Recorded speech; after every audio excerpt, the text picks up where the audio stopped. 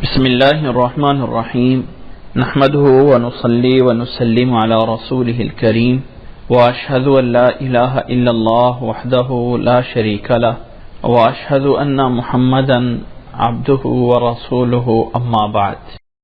کتاب الحج یعنی مسائل المکتوبہ فی الحج۔ حج یا حج لغتاً اس کا معنی ہے خالصتاً ارادہ کرنا۔ حج کا لغتاً معنی ہے القصد، اور شریعت میں حج اس سفر کو کہا جاتا ہے جو انسان عبادت کی نیت سے اللہ تعالیٰ کے اس فریضے کو پورا کرنے کے لیے جسے رسول اللہ صلی اللہ علیہ وسلم نے عمر میں ایک دفعہ کرنا لازم کیا ہے، جس کی فرضیت اللہ تعالیٰ نے وَلِلَّهِ عَلَى النَّاسِ حِجُّ الْبَيْتِ مَنِ اسْتَطَاعَ إِلَيْهِ سَبِيلًا، اللہ تعالیٰ نے اس کی فرضیت لازم کی ہے، یعنی حج ادا کرنا فرض کیا ہے۔ اللہ کے نبی صلی اللہ علیہ وسلم نے بھی بتایا ہے، تو اس فریضے کو پورا کرنا، نیت کے ساتھ اس سفر کا کرنا، وہ حج ہے۔ یہ اس کا شرعی معنی ہے۔ طور مقدمہ کے میں ضروری بتانا چاہوں گا کہ یہ حج کا فریضہ اسلام کے اندر 6 ہجری کو جو ہے یہ فرض ہوا تھا، اور اس میں کچھ ایسے بھی اقوال ہیں کہ 8 ہجری کو جا کے فرض ہوا تھا۔ حضرت ابو بکر رضی اللہ تعالیٰ عنہ کو اللہ کے نبی صلی اللہ علیہ وسلم نے سن 9 ہجری میں حج کرنے کے لیے بھیجا، اور سن 10 ہجری میں پھر اللہ کے نبی صلی اللہ علیہ وسلم خود حجۃ الوداع کے موقع پہ حج پہ تشریف لے گئے تھے۔ رسول اللہ صلی اللہ علیہ وسلم نے فرمایا ہے، جیسے کہ ہم پہلے شروع میں حدیث پڑھ چکے تھے کہ اسلام کی بنیاد 5 ارکان پہ ہے۔ 5 چیزیں ہیں جو اسلام کی بنیاد ہیں، جن میں سے ایک جو ہے وہ حج ہے۔ بنی الاسلام علی 5 شہادت اللہ الہ الا اللہ وان محمد الرسول اللہ واقام الصلاۃ وایتاء الزکاۃ وصوم رمضان وحج البیت من استطاع الیہ سبیلا۔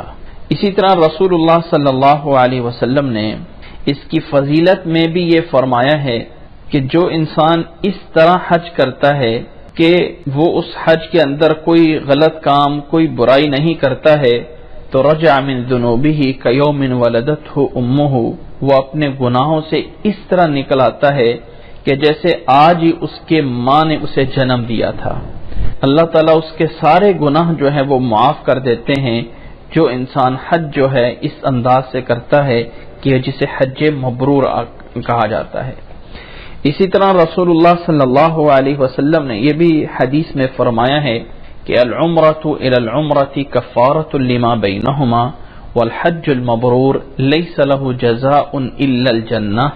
رسول اللہ صلی اللہ علیہ وسلم نے فرمایا ہے کہ ایک عمرہ دوسرے عمرے تک کے لیے کفارہ بنتا ہے گناہوں کا، اور ایسی جو حج مبرور ہے اللہ تعالیٰ جو ہے وہ جنت میں داخل فرمائے گا۔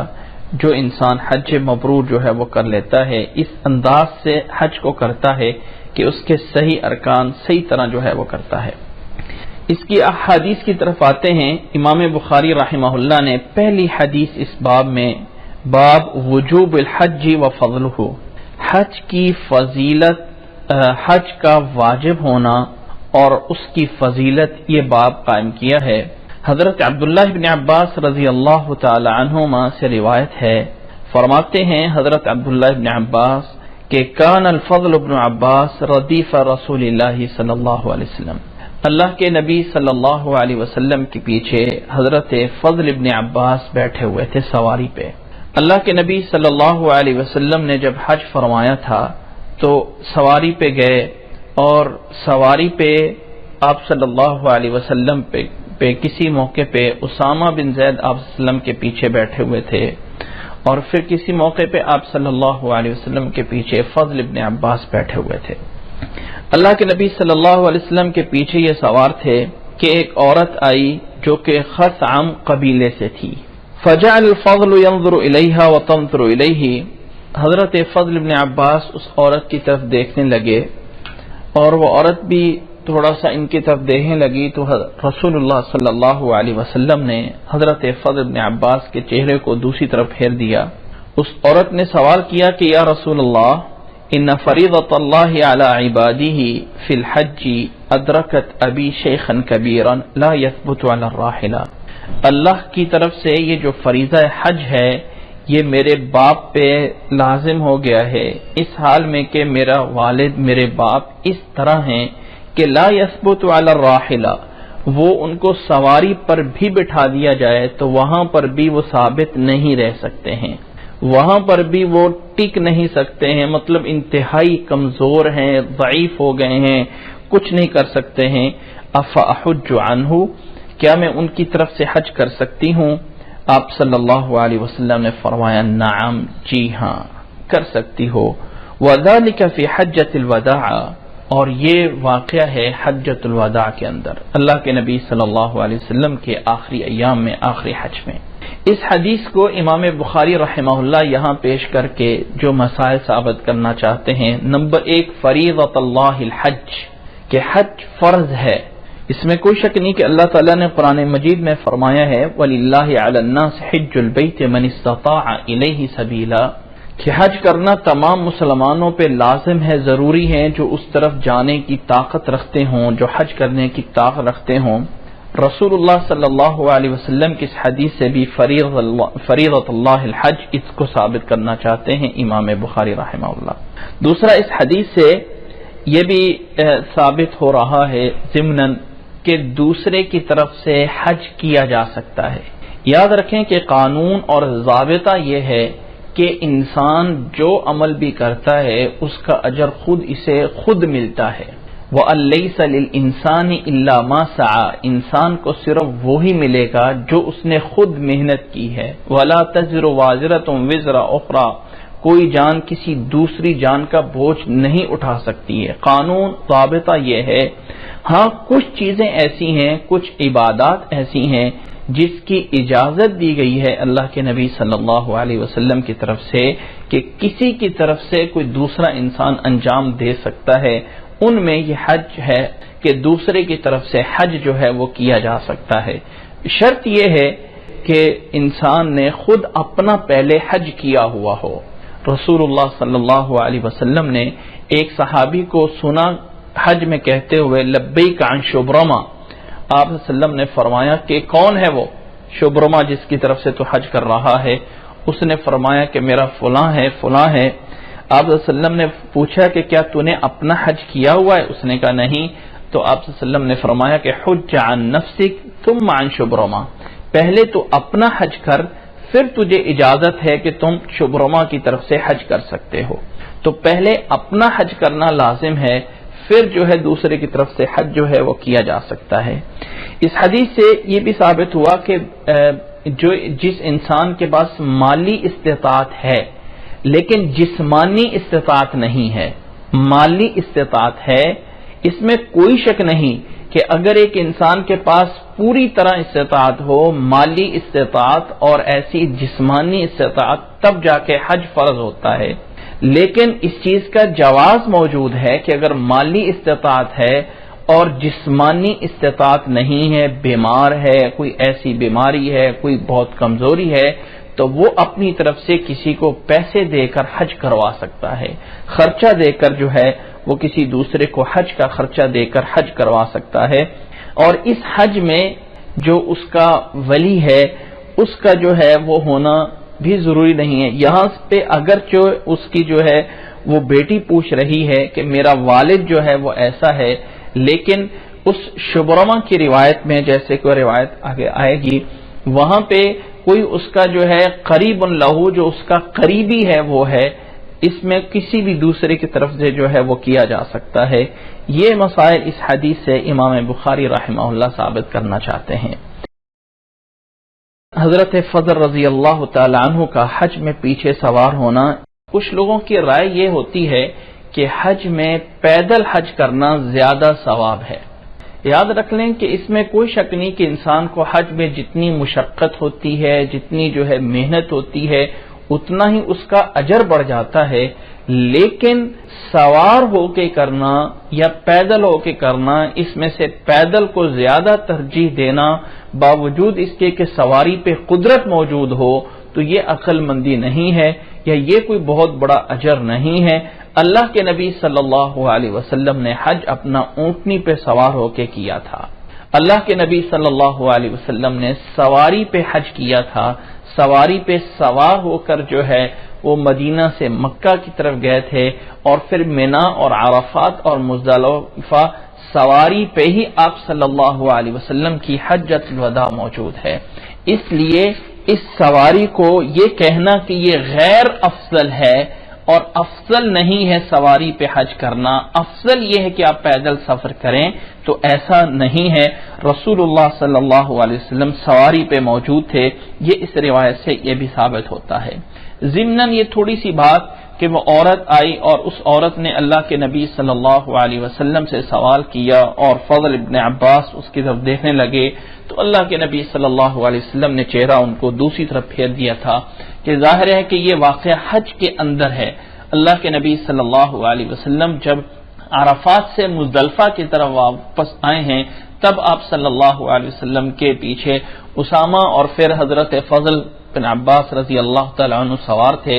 اس موقع پہ یہ سوال پوچھا گیا ہے، اس لیے عورت کا اس طرح بظاہر یہ آگے مسئلہ آتا ہے کہ احرام کی حالت میں اس طرح اس کا کیسا جو ہے وہ نقاب ہوتا ہے نہیں ہوتا ہے، اس لیے حضرت فضل بن عباس رضی اللہ تعالیٰ عنہ دیکھنے لگے تو اللہ کے نبی صلی اللہ علیہ وسلم نے انہیں جو ہے وہ روک دیا تھا۔ اگلا باب ہے باب قول اللہ تعالی یأتوک رجالا وعلی کل ضامر یأتین من کل فج عمیق۔ امام بخاری رحمہ اللہ نے یہ دوسرا باب جو ہے ایک آیت پہ قائم کیا ہے، سورۃ حج کی آیت ہے کہ آپ کے پاس دور دور سے لوگ دبلے اونٹوں پہ، سواریوں پہ یا پیدل چل کے آئیں گے تاکہ جو ہے وہ اپنے جو کچھ فوائد ہیں وہ حاصل کر سکیں۔ اس حدیث پہ وہی مسئلہ ثابت کرنا چاہتے ہیں جو پچھلی حدیث کے ضمناً میں نے بتایا ہے کہ اللہ تعالیٰ نے بھی قرآن مجید میں فرمایا ہے کہ کچھ لوگ سوار ہو کے آئیں گے، کچھ لوگ پیدل ہو کے آئیں گے۔ اس لیے پیدل یا سوار کو کوئی بہت بڑی فضیلت دینا کہ پیدل والا جو ہے وہ زیادہ فضیلت والا ہے حج کے اندر بنسبت سوار کے، ایسا کچھ نہیں ہے۔ روایت ہے حضرت عبداللہ ابن عمر رضی اللہ تعالی عنہ سے، فرماتے ہیں کہ رأیت رسول اللہ صلی اللہ علیہ وسلم یرکب راحلتہ بذی الحلیفہ ثم یحل حتی تستوی بہ قائمتا۔ اللہ کے نبی صلی اللہ علیہ وسلم کو میں نے دیکھا، حضرت عبداللہ ابن عمر رضی اللہ تعالی عنہ فرما رہے ہیں کہ میں نے رسول اللہ صلی اللہ علیہ وسلم کو دیکھا، وہ اپنی سواری پہ سوار ہو رہے تھے ذوالحلیفہ جگہ میں، مدینہ کی طرف سے مکہ کو جائیں تو جسے میقات کہا جاتا ہے، یہ انشاءاللہ میقات آگے آتا ہے، جسے میقات کہا جاتا ہے مدینہ والوں کے لیے ذوالحلیفہ جگہ ہیں، جس کو آج کل نئے نام سے آبار علی کے نام سے جانا جاتا ہے۔ وہ جگہ جو ہے ذوالحلیفہ کے نام سے معروف تھی، وہاں پہ اللہ کے نبی صلی اللہ علیہ وسلم احرام باندھ کے پھر مکہ کی طرف چلتے تھے۔ حضرت عبداللہ ابن عمر رضی اللہ تعالیٰ عنہ فرما رہے ہیں کہ میں نے رسول اللہ صلی اللہ علیہ وسلم کو دیکھا کہ آپ صلی اللہ علیہ وسلم اپنی سواری پہ سوار ہوتے تھے ذوالحلیفہ جگہ میں، اور پھر جو ہے جب سواری سیدھی کھڑی ہو جاتی تو پھر آپ صلی اللہ علیہ وسلم لبیک اللہم لبیک پڑھنا شروع کرتے۔ اس حدیث سے صرف یہ ثابت کرنا مقصد ہے کہ اللہ کے نبی صلی اللہ علیہ وسلم سواری پہ سوار ہوئے، اور ایسا کبھی نہیں ہو سکتا ہے کہ اللہ کے نبی صلی اللہ علیہ وسلم افضل عمل کو چھوڑ دیں۔ جو عمل نبی صلی اللہ علیہ وسلم نے کیا ہو وہ غیر افضل نہیں ہو سکتا، وہی افضل ہوگا۔ اس لیے سوار اور پیدل میں یہ ترجیح دینا کہ پیدل پہ کوئی زیادہ اجر ہوگا، ایسا نہیں، سواری پہ یا پیدل پہ برابر ہے۔ یہ الگ سے ایک بات ہے کہ الاجر قدر المشقہ، جتنی مشقت آئے گی اتنا ہی اجر ہوگا، لیکن انسان جان بوجھ کے کوئی مشقت جو ہے وہ لینا چاہے تو یہ جو ہے وہ جائز نہیں ہوتا ہے۔ اگلا باب ہے باب الحج علی الرحل، یہ بھی اسی متعلق ہے۔ امام بخاری رحمہ اللہ نے حضرت انس رضی اللہ تعالی عنہ سے روایت بیان کی ہے، عن انس رضی اللہ عنہ ان رسول اللہ صلی اللہ علیہ وسلم حج علی رحل وکانت زاملتہ۔ رسول اللہ صلی اللہ علیہ وسلم کے بارے میں حضرت انس رضی اللہ تعالی عنہ بیان فرماتے ہیں کہ ان رسول اللہ صلی اللہ علیہ وسلم حج علی رحل، وکانت ساملتہ، اللہ کے نبی صلی اللہ علیہ وسلم نے اونٹنی پہ سوار ہو کے حج کیا، اور اس اونٹنی پہ آپ صلی اللہ علیہ وسلم کا ساز و سامان جو ہے وہ بھی لدا ہوا تھا، جو سفر کی ضروریات ہوتی ہیں وہ بھی جو ہے اونٹنی پہ تھیں، اللہ کے نبی صلی اللہ علیہ وسلم کے پاس وہ بھی اونٹنی پہ تھیں، اور اللہ کے نبی صلی اللہ علیہ وسلم بھی اونٹنی پہ سوار ہو کے حج کی طرف آ رہے تھے۔ اس میں جو ہے وہ اجازت ہے کہ انسان اونٹنی پہ اس طرح کر کے وہ بوجھ نہ ڈالے، جتنا اس پہ بوجھ ڈل سکتا ہے اتنا انسان سامان رکھ کے اس پہ جو ہے وہ سوار ہو سکتا ہے۔ باب الرکوب والارتداف فی الحج، سواری ہونا اور سوار کے پیچھے سوار ہونا حج کے اندر اس کی اجازت موجود ہے۔ حضرت عبداللہ ابن عباس فرماتے ہیں کہ حضرت اسامہ رضی اللہ تعالی عنہ نبی صلی اللہ علیہ وسلم کے پیچھے سوار تھے عرفہ سے لے کے مزدلفہ تک، ثم اردف الفضل من مزدلفہ الی منی، پھر اللہ کے نبی صلی اللہ علیہ وسلم نے فضل کو بٹھایا اپنے پیچھے مزدلفہ سے لے کے منی تک۔ تو پیچھے جو حضرت فضل رضی اللہ تعالیٰ عنہ کی سواری کی آئی ہے کہ سواری تو سوار تھے اور پوچھا، تو وہ یہی حدیث تھی کہ یعنی مزدلفہ سے لے کے منی تک جو ہے وہ حضرت فضل ابن عباس نبی صلی اللہ علیہ وسلم کے پیچھے سوار رہے۔ فَكِلَاهُمَا قَالَ، دونوں فرماتے ہیں اسامہ اور حضرت فضل ابن عباس کہ لم یزل النبی صلی اللہ علیہ وسلم یلبی، اللہ کے نبی صلی اللہ علیہ وسلم مسلسل تلبیہ پڑھتے رہے، حتی رما جمرۃ العقبہ، یہاں تک کہ جمرہ عقبہ کو آپ صلی اللہ علیہ وسلم نے رمیے کر لی، رمی جمار جو ہے وہ کر لیا، تب جا کے آپ صلی اللہ علیہ وسلم نے تلبیہ جو ہے وہ روکا تھا۔ اس حدیث سے مین مسئلہ جو امام بخاری رحمہ اللہ ثابت کرنا چاہتے ہیں وہی سواری پہ سوار ہو کے آنا، پیچھے بھی سوار کر لینا، اس کی بھی اجازت موجود ہے، بشرط یہ ہے کہ ظاہر ہے کہ وہ جس جانور پہ سوار ہو رہے ہیں وہ اس کی ہمت رکھتا ہو، وہ صلاحیت رکھتا ہو، تو تبھی اس کا جو ہے وہ جواز ملتا ہے۔ اللہ تعالیٰ میں سمجھنے کی توفیق عطا فرمائے۔ یہ کچھ وہ احادیث ہیں جو حج سے پہلے ابتدائی باتیں ہیں۔ اگلا باب ہے باب التحمید والتسبیح والتکبیر قبل الاحلال عند الرکوب، حمد، سواری پہ سوار ہونے سے پہلے حمد کرنا، تسبیح بیان کرنا، تکبیر کہنا، احلال یعنی احرام کے اس تلبیہ پڑھنے سے پہلے، سواری پہ سوار ہونے سے پہلے۔ روایت ہے عن انس رضی اللہ عنہ انہ قال صلى رسول الله صلى الله عليه وسلم ونحن معه بالمدينة الظهر 4 والعصر بذي الحليفة 2 حضرت انس رضی اللہ تعالی عنہ بیان کرتے ہیں کہ نبی صلی اللہ علیہ وسلم نے ظہر کی نماز مدینہ میں پڑھی تھی 4 رکعتیں۔ اب سفر جو ہے مدینہ سے شروع ہو رہا تھا۔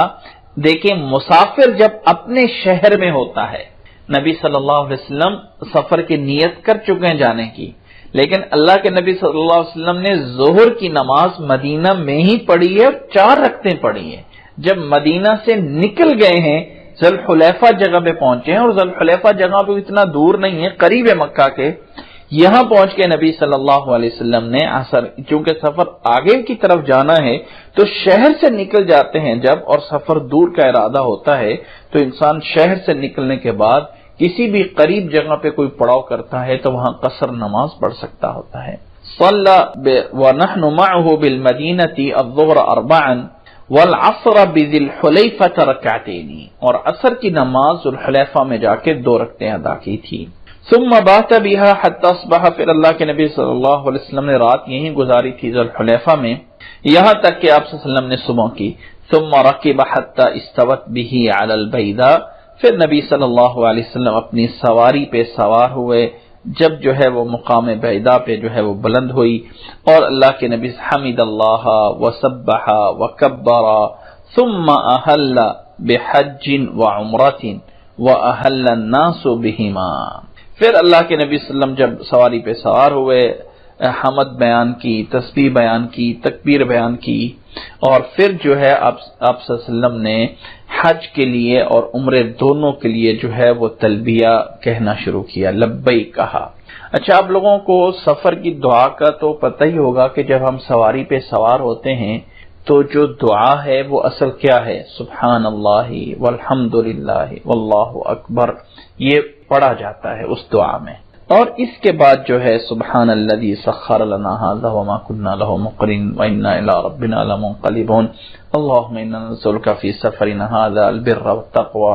یہ سارا جو ہے تو کہنے کا مطلب یہ ہے کہ وہ جو سفر کی وہ تسبیح ہے وہی ہے کہ اللہ کے نبی صلی اللہ علیہ وسلم جب اپنی سواری پہ سوار ہوئے تو اس وقت اللہ کے نبی صلی اللہ علیہ وسلم نے سفر کی دعا پڑھی اور پھر اللہ کے نبی صلی اللہ علیہ وسلم نے لبیک کہنا شروع کیا.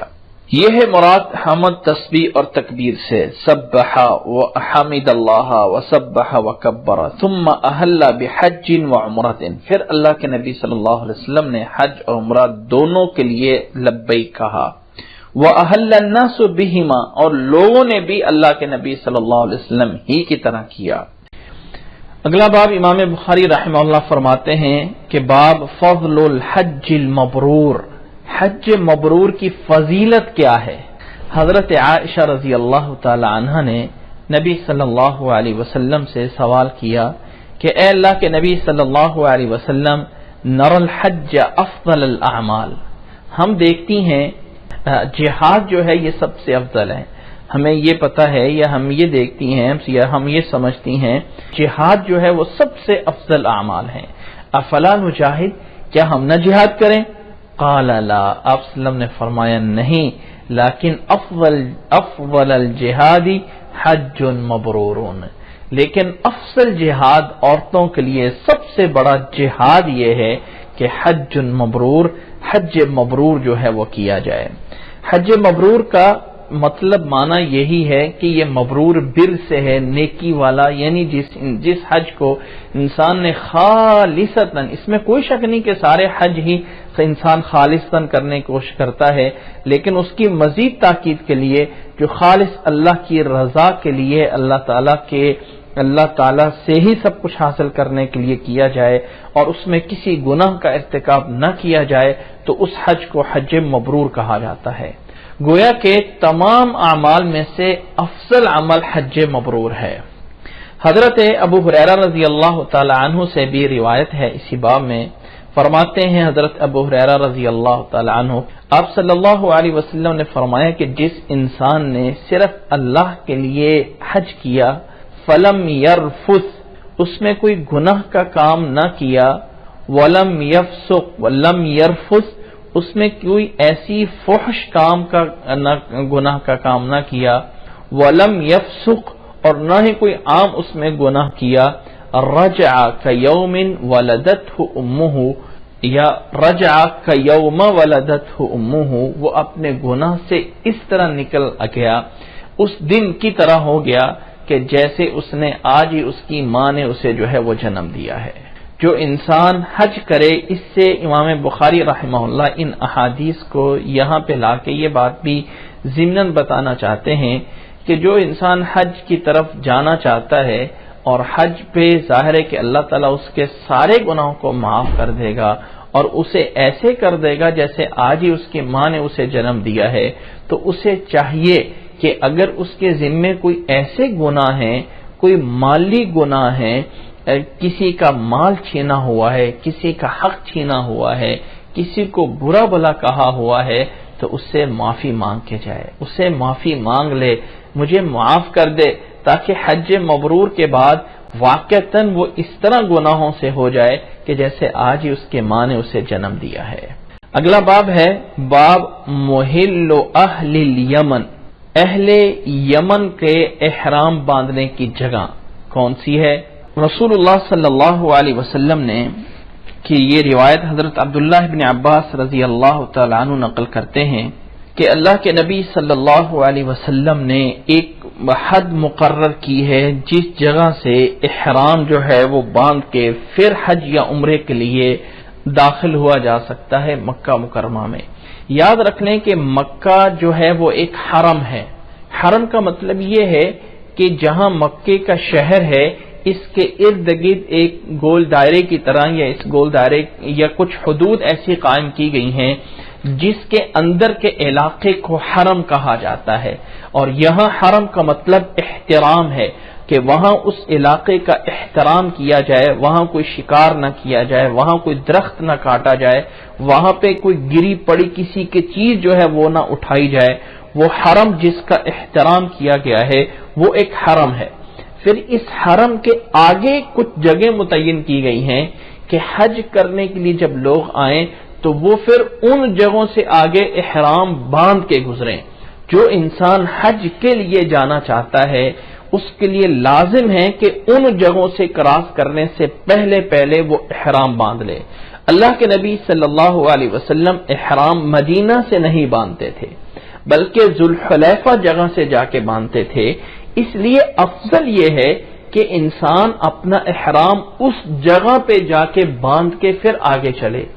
لیکن اگر ایک انسان بائی ایئر جا رہا ہو اور اس کا سفر جو ہے وہ زمین پہ یا اس جگہ سے نہ رک سکتا ہو تو پھر جب اس نے جہاز میں بیٹھنا ہوتا ہے تو اس سے پہلے اپنا احرام باندھ سکتا ہے.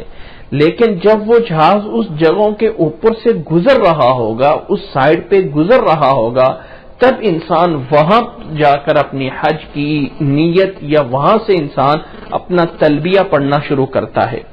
یہ جگہ آپ صلی اللہ علیہ وسلم نے فرمایا ہے کہ وقت لأہل المدینۃ ذی الحلیفہ، اللہ کے نبی صلی اللہ علیہ وسلم نے مدینہ والوں کے لیے جو ہے ذی الحلیفہ جگہ کو مقرر فرمایا ہے. آج کل اس جگہ کا نام ابیار علی ہے. ابیار علی کے نام سے یہ جگہ معروف ہے. مدینہ کے قریب جو ہے یہ جگہ آتی ہے. یہاں سے اللہ کے نبی صلی اللہ علیہ وسلم احرام باندھ کے جو ہے وہ چلتے تھے. اسی طرح آپ صلی اللہ علیہ وسلم نے فرمایا وَلِأَهْلِ الشَّامِ الْجُعْفَةِ، اور اہل شام جو لوگ شمال کی طرف سے مدینہ سے پیچھے سے آئیں گے ان کے لیے اللہ کے نبی صلی اللہ علیہ وسلم نے جعفہ جگہ جو ہے اس کو مقرر کیا. جعفہ جو ہے ایک بستی تھی اور وہ بستی جو ہے کچھ آباد نہ ہو سکی اور اس بستی کا جو ہے کوئی پراپر نظم و ضبط نہ ہو سکا. تو اس بستی کے قریب ایک پیچھے تھوڑا سا شہر پڑتا ہے، اس کا نام راغب ہے، رابغ ہے. رابغ، یہ رابغ شہر جو ہے یہ چونکہ اسی جعفہ کے پاس ہی ہے تو آج کل اس کو جو ہے وہ میقات بنایا جاتا ہے. شمال کی طرف سے جو لوگ آئیں وہ جو ہے راغب جگہ جو ہے اس وقت تک کراس نہ کریں جب تک کہ وہ احرام نہ باندھ لیں. اسی طرح آپ صلی اللہ علیہ وسلم نے وَلِأَهْلِ نَجْدٍ قَرْنَ الْمَنَازِلِ، اور اہل نجد کے لیے قرن منازل جو ہے اس کو متعین کیا ہے. یہ جو ہے جو لوگ مشرق کی طرف سے آئیں گے ان کے لیے قرن المنازل ہے. قرن المنازل آج اس کا نام جو ہے اس جگہ کا نام جو ہے سیل کے نام سے وہ جگہ معروف ہے قرن منازل کی، جہاں سے احرام باندھ کے پھر جو ہے آگے گزرنا ہوتا ہے. جو لوگ مشرق کی طرف سے جاتے ہیں گویا کہ پاک و ہند سے یا کسی بھی مشرق کے علاقوں سے تو ان کے لیے جو میقات ہے وہ یہی قرن المنازل ہے. اب وہاں پہ کوئی ایسا سٹاپ نہیں ہے کہ بائیر لوگ جانے والے وہاں سے گزریں گے تو پھر جو ہے وہ احرام وہاں پہ باندھ سکے، ایسا نہیں. تو اس کے لیے لازم ایسا ہوتا ہے کہ احرام جو ہے وہ انسان جہاز میں بیٹھنے سے پہلے باندھ لے، لیکن باقاعدہ جو نیت کرنی ہے جب عموماً ایسا ہی ہوتا ہے کہ جس ایئر لائن کے تھرو سے جا رہے ہوتے ہیں جب وہ ان میقات کے قریب سے گزرنے لگتے ہیں تو ایک الاؤنس کر دیتے ہیں، اعلان کر دیتے ہیں کہ اتنے منٹ یا اتنے سیکنڈ کے بعد جو ہے یہ جہاز وہاں سے گزرے گا.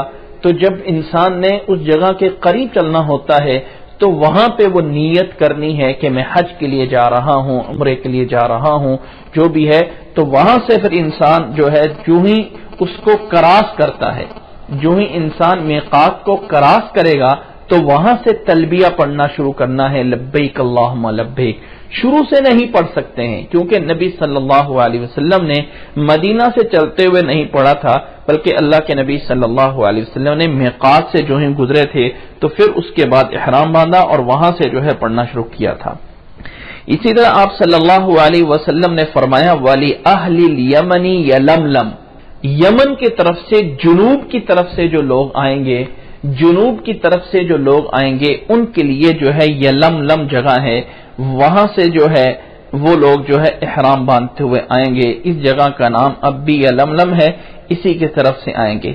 جو لوگ جو آئیں گے اہل عراق کی طرف سے آپ یوں سمجھ لیں کہ شمال مشرق کی طرف سے جو لوگ آئیں تو ان کے لیے ذات عرق جگہ جو ہے وہ متعین کی گئی ہے، اگرچہ وہ اس روایت میں موجود نہیں ہے لیکن ان کے لیے ذات عرق کی جگہ ہے، تو اس سے جب کراس کرنے لگیں گے۔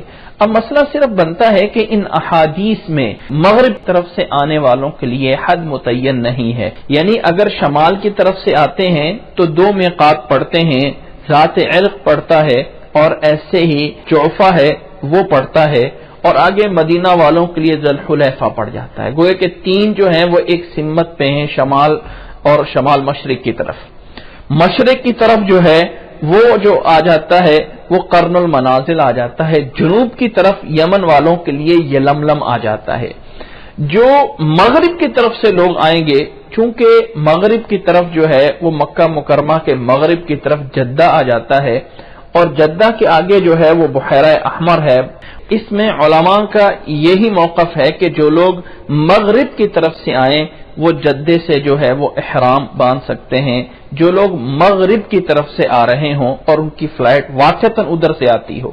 لیکن اگر وہ کسی دوسری سائٹ سے وہ فلائٹ آتی ہے مشرق کی کسی ایسے ایئرپورٹ پہ جا کے پہلے سٹے کیا ہو اور پھر وہ فلائٹ کسی مشرق والی سائٹ سے اس علاقے میں داخل ہو رہی ہو، تو جو بھی راستے میں یہ میقات آتا ہے وہاں سے احرام کی حالت میں گزرنا ہوتا ہے۔ بہرحال جو لوگ مغرب کی طرف سے سب سے پہلے ٹچ کریں اس حدود کو، بحیرہ احمر اس کی سرحد کو، تو وہ لوگ یہیں سے احرام باندھ کے جو ہے وہ آگے حرم میں جو ہے وہ جا سکتے ہیں۔ یہ ہیں وہ میقات۔ آگے رسول اللہ صلی اللہ علیہ وسلم نے اس حدیث میں فرمایا کہ ہن لہن، یہ مواقیت ان کے لیے ہیں جن کا نام یہاں پہ بتایا گیا۔ شام والوں کے لیے جو ہے وہ ہے جعفہ، مدینہ والوں کے لیے ہے ذوالحلیفہ، یمن والوں کے لیے ہے یلملم۔ یہ جن کا نام بتایا گیا ان کے لیے بھی یہ مواقیت ہیں۔ اسی طرح وَلِمَنْ أَتَى عَلَيْهِنَّ مِنْ غَيْرِهِنَّ، ان کے پیچھے سے کوئی لوگ اور آ کے کراس کریں، یعنی پیچھے مشرق کی طرف سے، پیچھے شمال کی طرف سے، پیچھے جنوب کی طرف سے آتے ہوئے جو بھی لوگ یہاں سے کراس کرنے لگیں گے تو ان کے لیے بھی یہی میقات ہوں گے، ان کے لیے بھی یہی جو ہے وہ جگہ ہوگی جہاں سے انہوں نے احرام کی حالت میں گزرنا ہے۔ ہن لہن وَلِمَنْ أَتَى عَلَيْهِنَّ مِنْ غَيْرِهِنَّ۔ آگے فرمایا ممن اراد الحج والعمرہ، یہ ان کے لیے ہیں جو لوگ حج کی نیت سے یا عمرے کی نیت سے یہاں سے جانے لگیں۔ اس حدیث سے مفہوم مخالف سے یہ بات ثابت ہوتی ہے کہ اگر کوئی انسان اس علاقے میں حرم اور اس میقات کے اندر کے علاقے میں حج کی نیت سے نہیں جا رہا، عمرے کی نیت سے جا رہا، کسی تجارت کی نیت سے جانا چاہتا ہے، کسی اور غرض سے جانے چاہ رہا ہے، تو اس کے لیے لازم نہیں ہے کہ وہ یہاں سے احرام باندھ کے گزرے۔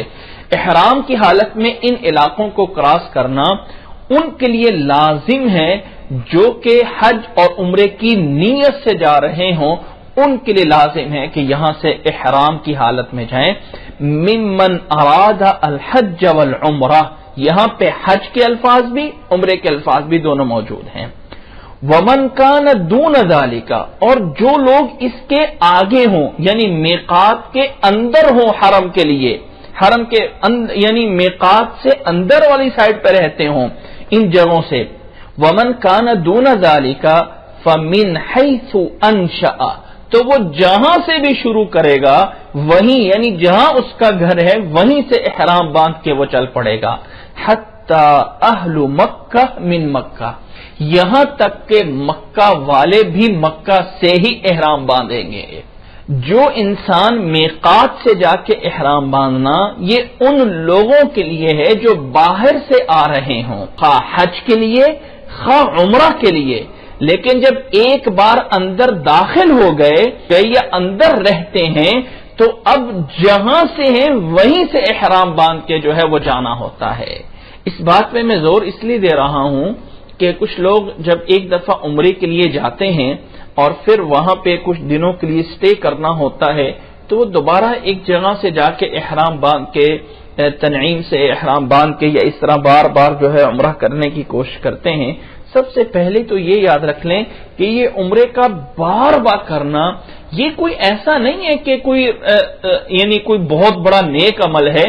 یہ اللہ کے نبی صلی اللہ علیہ وسلم نے اور صحابہ نے ایسا نہیں کیا ہے. عمرہ وہی ہے کہ جب پہلی دفعہ ایک دفعہ جائیں تو اس وقت عمرہ کریں. یہ جو انسان ایک دفعہ عمرے کے لیے گیا ہے تو پہلی دفعہ کرے. پھر اگر انسان کا وہاں پہ کچھ دنوں کے لیے اسٹے ہے تو افضل اعمال یہ ہیں کہ وہ زیادہ سے زیادہ طواف کرے. یہ انسان بنائے کہ میں روزانہ احرام باندھوں اور روزانہ جا کے ایک نیا عمرہ کر لوں، تو ایسا نہیں ہے.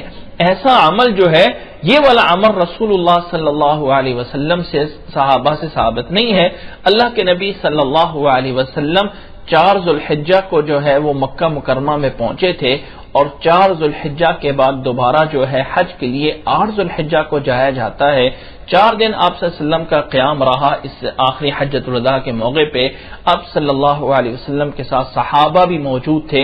کہیں ایسا نہیں ہے کہ بار بار جو ہے سب نے جو ہے عمرے کیے ہوں بار بار، ایسا نہیں ہے. بلکہ وہی جو شروع میں آتے ہوئے عمرہ کیا اور پھر حج کے دوران جب انہوں نے طواف اور سعی کرنا پڑتی ہے وہی کی ہے.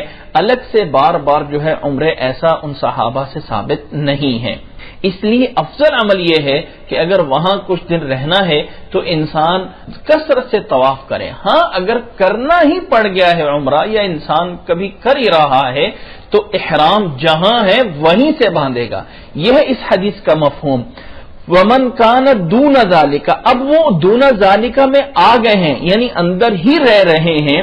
ومن کان دون ذالک فمن حیث انشأ، تو جہاں سے ہے وہیں سے جو ہے وہ احرام باندھے گا. حتی اہل مکہ من مکہ، یہاں تک کہ مکہ والے جو ہیں وہ اسی اپنے مکہ کے اندر سے ہی احرام باندھ کے جو ہے وہ اس کے لیے جو ہے وہ جائیں گے. امید ہے کہ یہ بات سمجھ آگے ہوگی. میقات کسے کہا جاتا ہے یہ بھی جو اس حدیث میں جو ہے ہمیں پتہ چل گیا. اور افضل چیز جیسے میں نے بتایا ہے کہ میقات سے ہی احرام باندھنا ہوتا ہے. اللہ کے نبی صلی اللہ علیہ وسلم نے مدینہ سے احرام نہیں شروع کیا تھا بلکہ اللہ کے نبی صلی اللہ علیہ وسلم نے ذوالحلیفہ جگہ پہ جا کے احرام شروع کیا تھا. اس لیے صرف مجبوری سمجھ کے انسان مطلب باہر جا رہا ہے تو احرام باندھ لے، لیکن جو پوری نیت کرنا ہے وہ انسان جب میقات سے گزر رہا ہو تو وہاں پہ نیت کرے. ایسا نہیں ہے کہ انسان اپنے ہی علاقے سے مجبوراً احرام باندھ رہا ہے تاکہ جو ہے وہاں احرام جہاز میں باندھنا جو ہے وہ ممکن نہیں ہوگا تو اب وہ یہیں سے لبیک پڑھنا شروع کر دے یا حج کی نیت کر دے. تو یہ رسول اللہ صلی اللہ علیہ وسلم سے اس طرح نہیں ہے.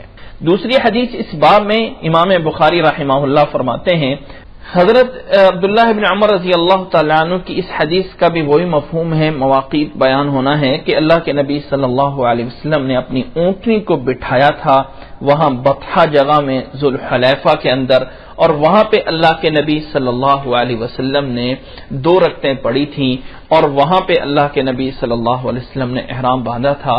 اور حضرت عبداللہ ابن عمر رضی اللہ تعالیٰ عنہ بھی ایسا ہی کیا کرتے تھے.